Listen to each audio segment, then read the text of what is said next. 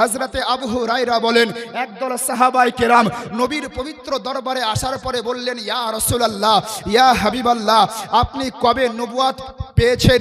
আপনাকে আল্লাহ পাক কবে নবুয়ত দান করেছেন? আপনি কবে নবুয়ত অবধারিত হয়েছে?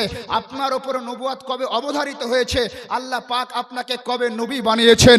আল্লাহর নবী পয়গম্বরে আযম জনাবে মুহাম্মদুর রাসূলুল্লাহ সাল্লাল্লাহু আলাইহি সাল্লাম সমস্ত সাহাবায়ে কেরামের দিকে সম্বোধন করে বলেছিলেন, হে আমার সাহাবায়ে কেরাম শোনো, আমি সেই সময় নবী ছিলাম যেই সময় সারা পৃথিবীর মানব জাতির আদি পিতা আদম পয়গম্বরের অস্তিত্ব হয়েছিল না।